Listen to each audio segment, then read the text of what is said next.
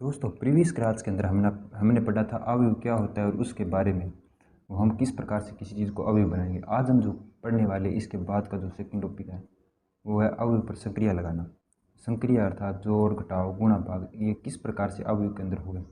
सर्वप्रथम हमारा जो इसके अंदर सर्वप्रथम टॉपिक आता है वो है अवयव का योग करना। अब अवयव का योग करना इसके बारे में जान लेते हैं। योग सिंपल किस प्रकार से होता है आपको पता है। एक अक्षर के अंदर दूसरा अक्षर जोड़ा जाता है। इसके अंदर कोई दूसरी संख्या, इनका योग 2 के साथ 4 का 6 हो जाएगा, 4 के साथ 5 का 9 हो जाएगा और 5 के साथ 2 का कितना हो जाएगा 7 हो जाएगा, 5 के साथ 3 का 8 हो जाएगा। ये सिंपल योग होगा। अब ये क्या अवयव का योग है। अब अवयव का योग है, अब इसके बारे में पढ़ेंगे। अवयव का योग किन स्थितियों में संभव है। सर्वप्रथम अवयव की कोटि जिन अवयव का योग हो रहा है उनकी कोटि समान होगा, उनकी कोटि समान होनी चाहिए हो। जैसे कि मान लीजिए कोई 4 5 6 1 2 3 इस प्रकार से हम क्या है कोई अवयव लेते हैं। तो ये क्या है, 2 पंक्ति है, 2 गुणा 3 एक प्रकार का 2 गुणा 3 कोटि का क्या है ये अवयव है। तो इसके साथ योग होने वाला अवयव भी 2 गुणा 3 कोटि का ही होना चाहिए। ये भी 2 गुणा 3 कोटि का ही अवयव होना चाहिए। अर्थात इनमें एम एन जो कोटि है वो बराबर आनी चाहिए। योग करने वाली एम एन कोटि है, दोनों कोटियाँ बराबर होनी चाहिए। आई होप आपको योग किस प्रकार किन स्थितियों के अंदर संभव होगा ये समझ में आ गया होगा। अब ये नॉर्मली सी बात है कि आपको उदाहरण भी मैंने बता दिया।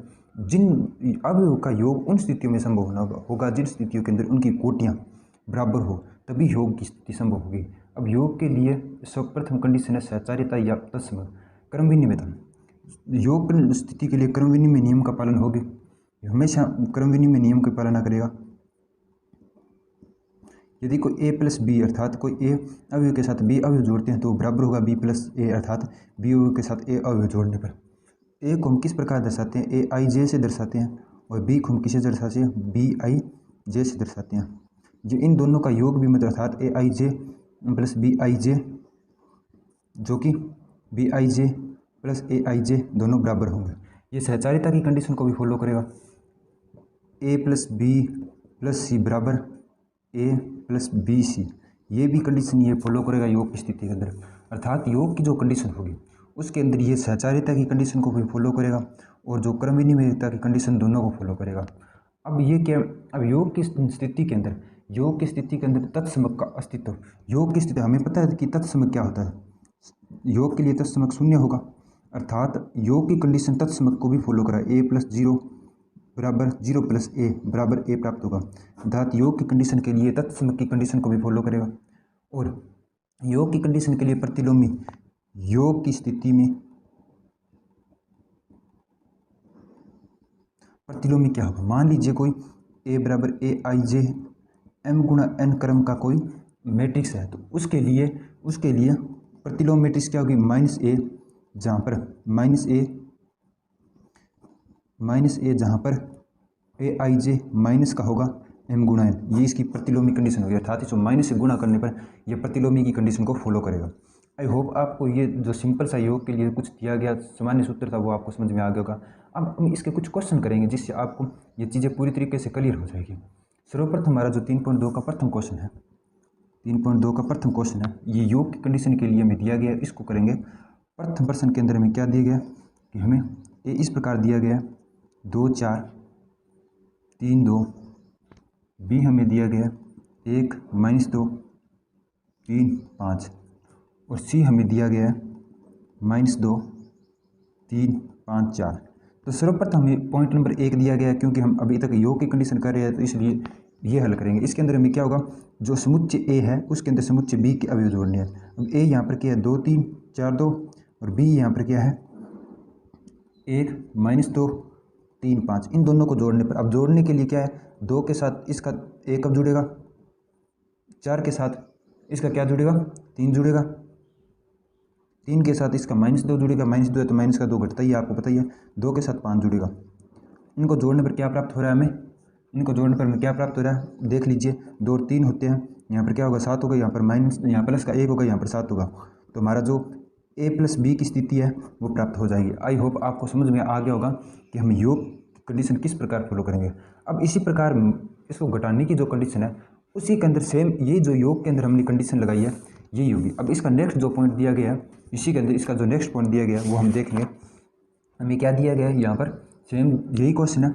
यहाँ पर 2 3 4 2 बी दिया गया है, 1 - 2 3 5। तो हमें क्या करना है सर्वप्रथम इसके अंदर हमें a - b करना है। आपको मैंने योग की कंडीशन बताई है, सेम उसी रूप में होगा, बस यहाँ पर चिन्ह क्या होगा, माइनस के चिन्ह होंगे। तो इसके अंदर कोई अलग मेथड नहीं है, सेम वही चीज़ जो अभी हम करते आ रहे हैं।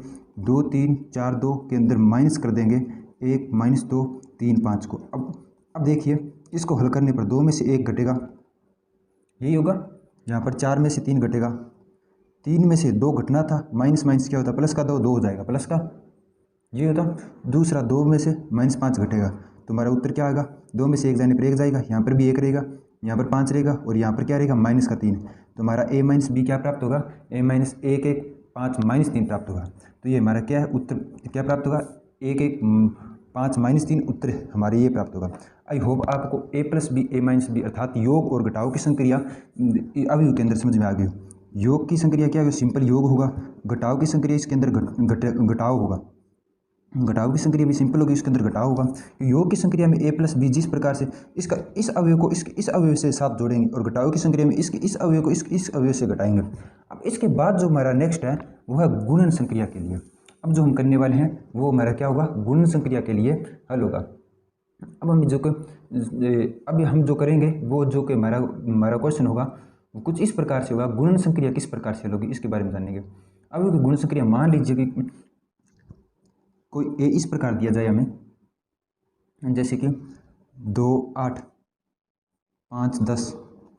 तो इसका हमें क्या कह दिया जाए, ये कोई एक अवयव है, ये b अवयव में क्या किया जाए 5 50 दिया जाए। तो इसके लिए हमारे क्या होगा, गुणन संक्रिया के लिए हमें क्या होगा, गुणा करना होगा। गुणा किस प्रकार से करेंगे, इसका पहले तो इसके स्तंभ, इसकी पंक्ति जो पहले की पंक्ति होगी दूसरे का प्रथम स्तंभ होगा, इनका गुणा होगा। उसके बाद दूसरी पंक्ति और पहला स्तंभ के साथ गुणा करेंगे। चलो अपन देखिए 2 का 5 के साथ गुणा करेंगे, फिर 5 का किसके साथ गुणा करेंगे, प्लस के अंदर 5 का 50 के साथ गुणा करेंगे। किसके साथ करेंगे, 5 का 50 के साथ गुणा करेंगे। ये पहली स्तंभ, इसकी पहली पंक्ति पहला स्तंभ क्लियर हो गया। दूसरी बार अब 8 के लिए, अब 8 के लिए दूसरी पंक्ति 8 का 5 के साथ होगा, प्लस उसके जस्ट बाद में हमारा क्या होगा, 10 का किसके साथ होगा, 10 का 50 के साथ होगा। अब यहाँ पर क्योंकि एक पंक्ति एक स्तंभ एक ही चिन्ह बनाएंगे इसलिए हमें यहाँ इस रूप में लिखेंगे। तो इसके बाद 260 और इसका 540 बनेगा। इस प्रकार हम क्या है, जो हमारी गुणन संक्रिया है उसको हम हल करेंगे। अब इसके लिए हमें समझने से पहले इसके लिए ये मायने नहीं रखते यहाँ पर कि वो गुणन संक्रिया के लिए क्या होना जरूरी है। यहाँ पर पंक्ति के अंदर दो कुछ भी हो, चाहे स्तंभ के अंदर कुछ भी हो, पर इनसे बनने वाला जो अवयव होगा वो कम रूप में बनेगा, अर्थात जो कम कोटि का होगा उसके रूप में बनेगा।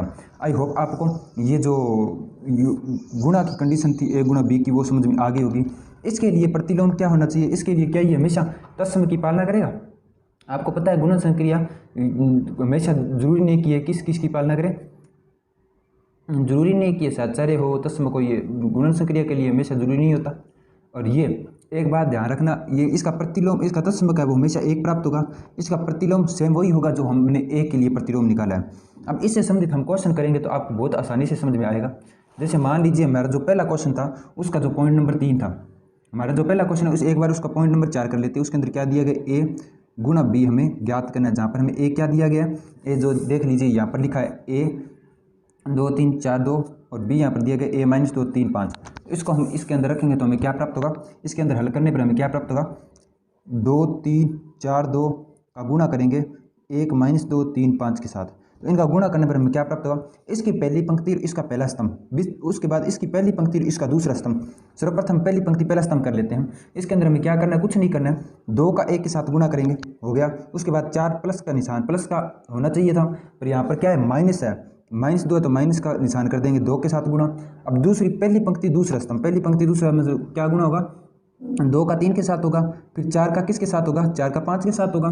ये जो हमारी पहली पंक्ति पहले के लिए हो गया। अब दूसरी पंक्ति और पहला स्तंभ, दूसरी पंक्ति 3 का 1 के साथ गुणा, -2 का 2 के साथ गुणा, और इसके अंदर अब पहली पंक्ति दूसरी पंक्ति दूसरा स्तंभ 3 का 3 के साथ गुणा, प्लस 2 का 5 के साथ गुणा। तो ये हमारी दूसरी पंक्ति और दूसरा स्तंभ भी कंप्लीट हो जाता है। इसके बाद में जो मैंने क्या कहा था आपको, इसकी जो कम कोटि का हो उसी के रूप में बनेगा। ये वर्ग अवयव है, तो इसके लिए क्या वर्ग अवयव के रूप में ही बनना चाहिए। अब इसको हल करने पर मैं क्या प्राप्त होता है, 2 और 3 1 प्राप्त होता है, 2 गुणा 1 2 प्राप्त होता है। उसके अंदर से 8 जाने पर कितने प्राप्त होंगे, उसके अंदर से 8 जाने पर -6 प्राप्त होंगे। यहाँ पर 2 दिन कितने हुए, 12 12 प्लस ये 12 प्लस 9 दिए गए हैं, तो इनको जोड़ने पर क्या प्राप्त होंगे, हमें 26 प्राप्त होंगे। 12 नहीं, यहाँ पर 6 और यहाँ पर क्या है 20 है, तो 26 प्राप्त होंगे। इसके बाद में 3 का 1 गुणा करने पर 3 प्राप्त होगा, 3 के माइनस का क्या प्राप्त होगा, 1 प्राप्त होगा। इनको 3 3 9 10 10 9 कितने होते हैं 19, तो यहाँ पर क्या प्राप्त होगी 19 प्राप्त होंगे। आई होप आपको a गुणा b भी करना आ गया होगा। अब इसका एक जो पॉइंट है क्वेश्चन नंबर, जो इसका बहुत से स्टूडेंट की ये कह रहे हैं कि मेरे जो मैं ऑफलाइन क्लास कराता हूँ उसके अंदर बहुत से स्टूडेंट ये शिकायत करते हैं कि ये क्वेश्चन किस प्रकार से होंगे। इसके अंदर कुछ नहीं है, हमारे जो 2 4 3 2 ये दिए गए, इनको 3 के साथ गुणा कर देना है, माइनस c को घटा लेना है। अब c पर हमारे जो क्वेश्चन नंबर के अंदर 2 3 और 5 4 दिया गया है, ये मान रखेंगे। इसके अंदर से घटाने पर हमें क्या प्राप्त होगा, अब जो है 3 के साथ गुणा करने पर 3 की क्या लिखेंगे हम, सर्वप्रथम गुणा करना है, तो गुणे के लिए हमारे 6 हो जाएगा, 3 के 2 के साथ 4 के 12 हो जाएगा, फिर 9 हो जाएगा और यहाँ पर 6 हो जाएगा। इसके अंदर से c घटा लेंगे, जो कि हमें सर्वप्रथम मैंने आपको बताया उसी रूप में घटाएंगे। तो इसको घटाने पर हमारा क्या प्राप्त होगा, इसको घटाने पर अब आपको घटाना तो आ ही गया होगा, फिर भी मैं एक बार बता देता हूँ। 6 में से 2 क्या होगा, प्लस का हो जाएगा, क्योंकि वो घट ही रहा है। इसके अंदर से क्या 12 -5, यहाँ 9 -3 और यहाँ पर 6 -4, तो अंत में हमारा जो उत्तर बन रहा है वो क्या बनेगा 8 7 6 2, तो ये हमारा उत्तर बन जाएगा। आई होप आपको क्वेश्चन नंबर 1 आसानी से समझ में आ गया होगा। बस इसी प्रकार से हमारे जो लगभग मोस्टली क्वेश्चन है वो इसी रूप में होने वाले हैं। अब हम जो आगे वाला जो इसका क्वेश्चन है वो करने वाले हैं क्वेश्चन नंबर 2। उसका एक भाग मैं आपको समझा दूंगा, अगर उसके बाद भी आपको समस्या आए तो आप मेरे को कमेंट कर दीजिएगा, मैं आपको आसानी से बता दूंगा। अब देखिए क्वेश्चन नंबर 2 है वो देख लेते हैं हम। क्वेश्चन नंबर 2 हमें किस प्रकार से दिया गया है, क्वेश्चन नंबर 2 हमें इस प्रकार से दिया गया है, इसके अंदर ही सेम ही है सीधी, बस इसके अंदर हमें क्या जो कि हमारा अल्फ़ाबेटिक ऑर्डर के अंदर ये क्वेश्चन दिया गया है। अल्फ़ाबेटिक ऑर्डर के अंदर हम सर्वप्रथम जो पॉइंट नंबर 1 है वो दिया गया है, क्या दिया गया a - b b a plus A B B A. तो इसके अंदर कुछ नहीं करना है, योग करना है। तो योग के अंदर क्या होता है, सिंपल सा योग ही होता है। अब इसके अंदर योग करेंगे, देखिए ए का 1 के साथ ही होगा 2a हो जाएगा, यहाँ पर b का b के साथ ही होगा, तो एक बार लिख ही लेता हूँ मैं, a का a के साथ, b का b के साथ और -b का b के साथ, a का a के साथ। अब इनका योग करने पर 2a 2b और 0, उसके बाद 2a, तो ये क्या प्राप्त हो रहा है हमारा 2a 2b के रूप में उत्तर प्राप्त हो रहा है। सिंपल यही है। इसका जो सेकंड पार्ट है, सेकंड पार्ट के अंदर इस सिंपल सा योग ही करना है, हमें कुछ नहीं करना। इसके अंदर क्या करेंगे हम, जो हमारा सेकंड पार्ट है एक बार उसको देख लीजिए, आपको आसानी हो जाएगी। थर्ड पार्ट आप कर लेना, फोर्थ पार्ट भी मैं आपको करा देता हूँ। यहाँ पे क्या दिया गया a² प्लस b², यहाँ b² प्लस c², यहाँ क्या दिया गया a² प्लस c², यहाँ क्या दिया गया a² प्लस b²। जस्ट इसके बाद जो हमारा दिया गया 2ab मीन्स 2ac 2bc और हमारा 2ab दिया गया है। तो जस्ट इसके बाद हम जो इनका योग करेंगे तो हमारा क्या प्राप्त होगा a² b² प्लस 2ab, यहाँ पर भी क्या प्राप्त होगा b² c² प्लस 2bc, यहाँ पर भी a² plus c² minus 2ac, यहाँ पर भी a² plus b² minus 2ac। अब आपको ए बी का फॉर्मूले तो पता ही होंगे, नहीं पता होगा तो आपको एक बार बता देता हूँ। जैसे a प्लस बी की होल स्क्वायर होगी वो क्या होती है a² plus b² plus 2ab होगी। इसी प्रकार a माइनस बी की जो होल स्क्वायर होगी वो क्या होगी a² plus b² minus 2ab होती है। तो इस चीज़ के अंदर हमारा जो इनकी होल स्क्वायर बनेगी वो क्या बनेगी a प्लस बी की सर्वप्रथम होल स्क्वायर बन जाएगी ये, और ये जो बनी वो क्या b प्लस सी की होल स्क्वायर बन जाएगी। अब नीचे वाली कंडीशन के अंदर क्या है a माइनस सी की होल स्क्वायर बन जाएगी, और इस कंडीशन में क्या है a माइनस बी की होल स्क्वायर बन जाएगी। तो हमारा सेकंड क्वेश्चन है वो इस प्रकार से हल हो जाएगा। आई होप आपको सेकंड क्वेश्चन भी समझ में आ गया होगा। जो हमारा फोर्थ क्वेश्चन है उसके अंदर कुछ नहीं करना है, सेम यही कंडीशन है।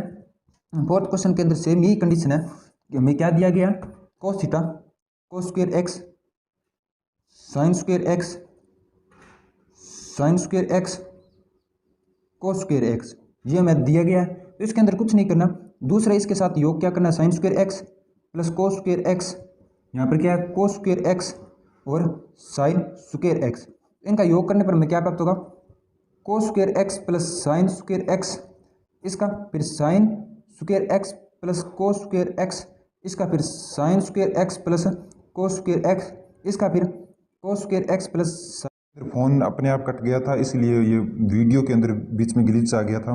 फिर भी आप देख लीजिए, इनको जोड़ने के बाद एक रूम में प्राप्त हो जाता है। इसके बाद ये क्वेश्चन कंप्लीट हो जाता है। इसके बाद हमारा जो थर्ड क्वेश्चन है उसके अंदर में क्या दिया गया, निर्देश गुणनफल की परिकल्पना कीजिए। अब इसके अंदर क्या है कि गुणनफल की परिकल्पना ए गुणा बी के रूप में हमें इसको लिखना है। तो हमारा जो फर्स्ट क्वेश्चन है उसको हम करें ए माइनस बी बी ए, इनको गुणा करने पर हमें जो फर्स्ट पंक्ति है वो फर्स्ट स्तंभ के साथ गुणा करना होगा, ये मैंने आपको बताया। तो सर्वप्रथम इसको क्या करेंगे, ए का ए के साथ गुणा करेंगे प्लस बी का बी के साथ गुणा करेंगे। अब फर्स्ट पंक्ति को सेकंड स्तंभ के साथ गुणा करेंगे, तो इसके अंदर क्या है ए का माइनस बी के साथ गुणा करेंगे। दूसरा क्या होगा, यहाँ पर बी का किसके साथ गुणा करेंगे, बी का ए के साथ गुणा करेंगे। अब जो हमारी फर्स्ट पंक्ति फर्स्ट स्तंभ जो कहानी हो गई है वो कंप्लीट हो गया। अब सेकंड पंक्ति और फर्स्ट स्तंभ के लिए माइनस बी का गुणा ए के साथ होगा प्लस ए का गुणा किसके साथ होगा, बी के साथ होगा। इसी प्रकार अब माइनस बी का गुणा किसके साथ होगा, माइनस बी के साथ होगा, क्योंकि फर्स्ट पंक्ति सेकंड पंक्ति सेकंड स्तंभ प्लस इसी प्रकार अब ए का गुणा किसके साथ होगा, ए का गुणा ए के साथ होगा।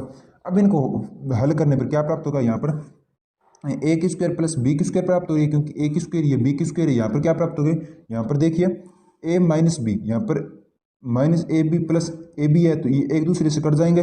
इसी के अंदर क्या है बी ए है और यहाँ पर भी क्या है ए बी है। तो आपको पता है इनको एक रूप में लिख सकते हैं, ये आपको बताया कि क्रम विनिमय का नियम की पालना करेंगे, ए बी को बी ए के रूप में लिखा जा सकता है, इसलिए बी क्या कट जाएगा।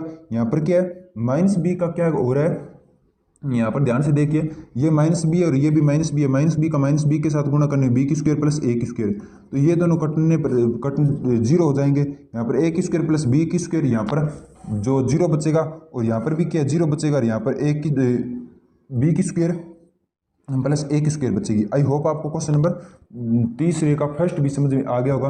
अब आपको सेम इसी प्रकार से जो सभी क्वेश्चन इसी प्रकार से दिए गए हैं। अब एक बार इसका नंबर 4 क्वेश्चन है वो आपको मैं शॉर्ट रूप में बता देता हूँ। सर्वप्रथम में क्या गया 3 माइनस 1 1 0 3 2, उसके बाद हमें क्या दिया गया, जो में सारणी दी गया 2 1 3 माइनस 3 0 1। तो मैंने आपको क्या कहा, पहली पंक्ति पहला स्तंभ, फिर पहली पंक्ति दूसरा स्तंभ। इसके लिए पहली पंक्ति पहला स्तंभ के क्या करेंगे, गुणा करना है। सर्वप्रथम गुणा हम इसको करते जाएंगे, क्या होगा पहली पंक्ति पहला स्तंभ 2 के साथ ए का गुणा 3 के साथ सर्वप्रथम एक बार देख लीजिए, सर्वप्रथम 3 के साथ किसका गुणा 2 को गुणा, माइनस 1 के साथ किसका गुणा, माइनस 1 के साथ 1 का गुणा, 3 के साथ 3 का गुणा।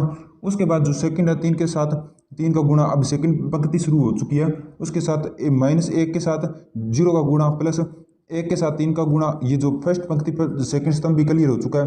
अब सेकंड पंक्ति फर्स्ट स्तंभ के लिए किसके माइनस 1 के साथ 2 का गुणा, 0 के साथ 1 का गुणा प्लस 2 के साथ 3 का गुणा। ये सेकंड स्तंभ भी क्लियर हो चुका है। और अब सेकंड पंक्ति सेकंड स्तंभ की शुरुआत करते हैं।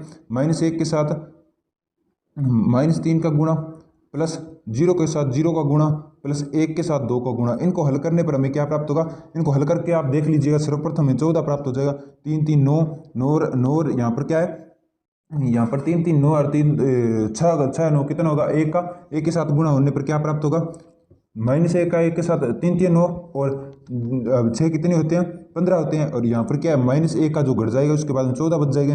अभी इसके स्थान पर 3 3 9 माइनस के 9 और माइनस के 9 में 3 प्लस के 3 घटने पर क्या प्राप्त हो जाएगा, माइनस के 6 प्राप्त हो जाएंगे। इसके अंदर क्या बचेगा, माइनस का 5, यहाँ पर माइनस का 1 प्लस के 5 में माइनस 1 जाने पर 4 प्राप्त हो जाएगा।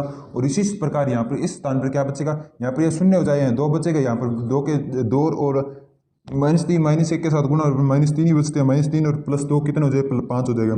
हमारे क्वेश्चन जो है 3 का जो नंबर 6 क्वेश्चन है वो आसानी से कंप्लीट हो जाता है। बस लगभग गुणन संक्रिया इसी रूप में हल होगी, इनमें कुछ अलग मेथड नहीं लगाना है आपको। ऐसा नहीं है कि ये अलग मेथड से हल होंगे, सेम इसी मेथड से आप लगभग क्वेश्चन हल कर सकते हैं। आज की हमारी क्लास है वो आज की यही कंप्लीट करते हैं।